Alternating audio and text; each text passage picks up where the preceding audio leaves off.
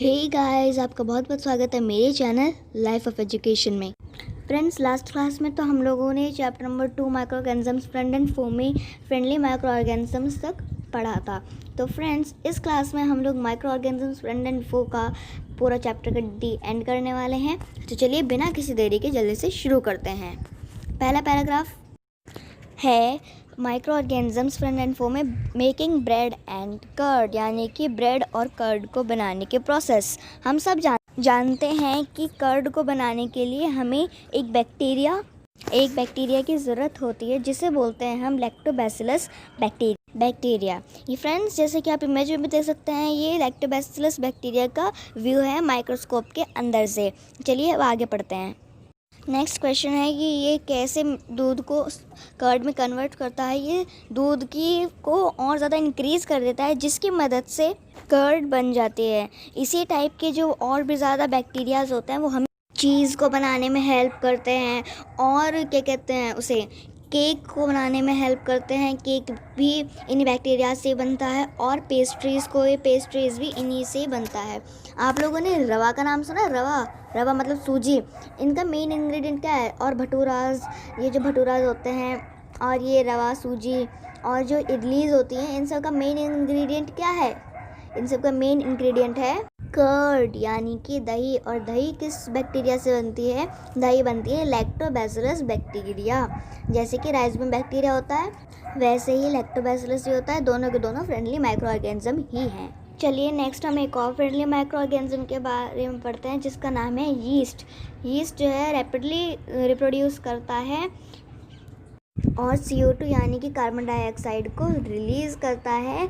जब बहुत ज़्यादा अमाउंट में रिलीज़ करता है अपने रेस्पिरेशन के टाइम पर, क्योंकि ये एरोबिक सेलुलर रेस्पिरेशन को करता है यीस्ट, जिसकी मदद से कार्बन डाइऑक्साइड को करता है। अब आप सोच रहे होंगे कि ये डो कैसे प्रिपेयर करता है।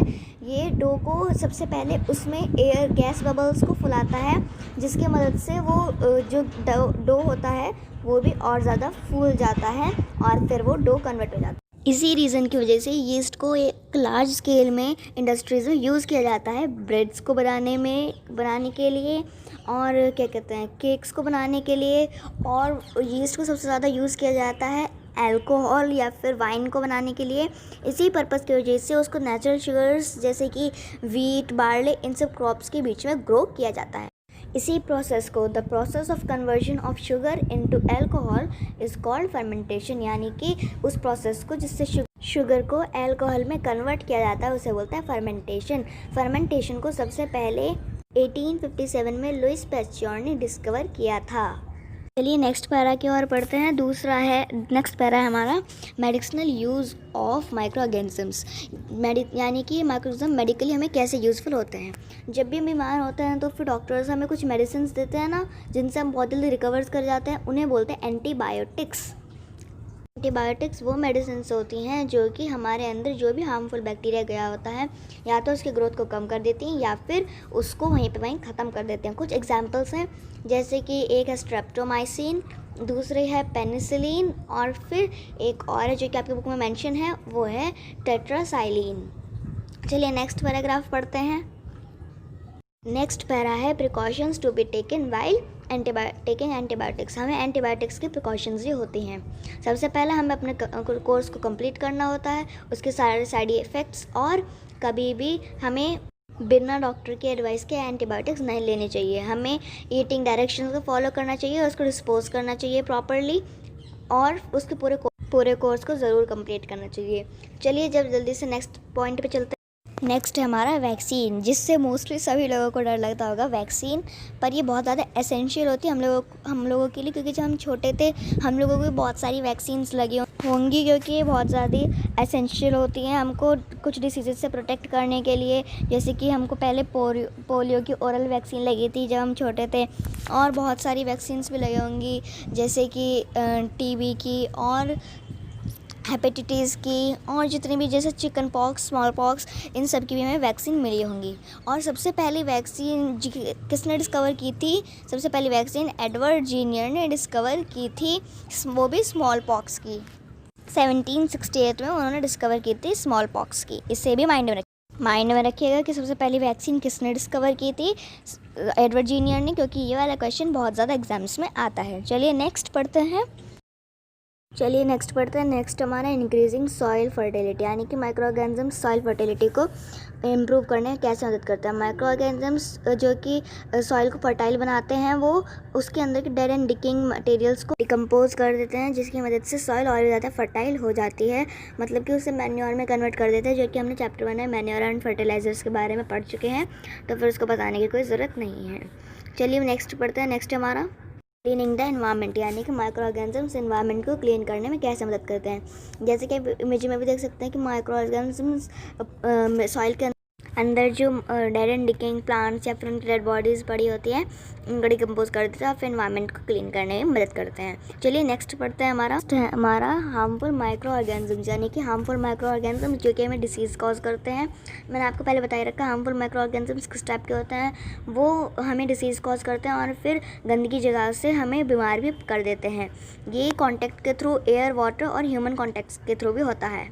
इनको हम पैथोजेंसी बोलते हैं, जो हार्मफुल माइक्रो ऑर्गेनिज्म को पैथोजेंसी बोला जाता है। नेक्स्ट पढ़ते हैं हम डिसीज़ कॉजिंग कैरियर्स, यानी कि जो डिसीज़ को लेकर आते हैं। एक होता है मॉस्किटो, जो कि सबसे ज़्यादा सबके घर में होता है, और दूसरा होता है कॉकरोच, और फिर हाउस फ्लाई तो सबके घरों में मिलती है, जिसकी वजह से मोस्टली मलेरिया या फिर कॉलेरा होता है। इसलिए हमको इनसे बचने के लिए हमें क्लीनलीनेस का ज़्यादा ध्यान देना होगा। अपने आसपास पानी इकट्ठा ना होने दें और अपने आसपास सफाई का विशेष ध्यान रखें। चलिए नेक्स्ट है हमारा ह्यूमन डिसीज़ का टेबल। तो एक है ट्यूबरक्लोसिस, जो कि बैक्टीरिया से होती है, और मोड ऑफ ट्रांसमिशन एयर है। फिर मीज़ल्स है, मीज़ल्स वायरस और air. Chicken pox virus air contact. Polio virus air water. Cholera bacteria water food. Typhoid bacteria water. Hepatitis B virus water. Malaria protozoa mosquito. ये सारी disease human को होती हैं micro organisms के थ्रू। Next हमारी plant disease हैं। एक है सिट्रस कैंकर, वो बैक्टीरिया से होती है। दूसरी रस्ट ऑफ वीट फंजाई से होती है। येलो वीन और मोआसिक ऑफ भिंडी, ये वायरस से होती है। चलिए नेक्स्ट हमारा फूड पॉइजनिंग मैंने आपको पहले बता दिया था कैसे होती है। हार्मफुल माइक्रो ऑर्गेनिजम्स हमारे फूड पर रह जाते हैं और फिर हम उनसे खा लेते हैं और हम बीमार पड़ जाते हैं और हमें फूड पॉइजनिंग हो जाती है। इसके कैरियर्स होते हैं जैसे कि हाउस फ्लाई और ये कॉकरोचेस, ये इनकी वजह से हमें फूड पॉइजनिंग होती है। चलिए हम नेक्स्ट पढ़ते हैं। नेक्स्ट है हमारा फूड पॉइजनिंग से बचने के लिए ही हम फूड प्रिजर्वेशन मेथड्स का यूज़ करते हैं। एक तो मोस्टली हम लोग एयर टाइट पैकेट्स का यूज़ करते हैं फूड को प्रिजर्व करने के लिए, और सॉल्ट और शुगर भी हमारे प्रिजर्वेटिव्स ही हैं। नेक्स्ट पढ़ते हैं फ्रेंड्स। नेक्स्ट है हमारा नाइट्रोजन फिक्सेशन। फ्रेंड्स मैंने आपको पहले बता रखा है राइजोबियम बैक्टीरिया के बारे में, जो कि नाइट्रोजन फिक्स करता है लेगुमिनस प्लांट्स की रूट नोड्यूल्स में जाकर। चलिए हम नेक्स्ट पढ़ते हैं। जैसे कि हम सब जानते हैं कि नाइट्रोजन हमारे लिए बहुत ज़्यादा एसेंशियल है, तो फिर ब्लू ग्रीन एल्गी और राइजोबियम जैसे बैक्टीरियाज और माइक्रो ऑर्गेनिजम्स नाइट्रोजन को फिक्स करने में मदद करते हैं, जिसको प्लांट्स यूटिलाइज कर देते हैं, और इसी को कहते हैं हम नाइट्रोजन साइकिल। तो फ्रेंड्स इसके साथ हमने अपने चैप्टर नंबर 2 का दी एंड कर दिया है। तो मिलते हैं आपको नेक्स्ट वीडियो में। और हाँ, अगर आपको मेरी वीडियो अच्छी लगी हो तो प्लीज़ लाइक भी कर देना। और हाँ, अगर आपने मेरी वीडियो को अभी तक चैनल को सब्सक्राइब नहीं किया है तो जल्दी सब्सक्राइब करो ना, देख के आ रहे हो करो ना। और हाँ, घंटी बजा देना ताकि आपको जल्दी जल्दी मेरे नोटिफिकेशन से मिल जाए और आपको ये पता चल जाए कि मैं ऑनलाइन आ गई हूँ। और हाँ, मेरी वीडियो को शेयर करना मत भूलना अपने फ्रेंड्स के साथ। अपने जितने भी फ्रेंड्स हैं सबके साथ शेयर कर देना, क्योंकि good things must share. Thank you friends. Thank you and bye bye and take care.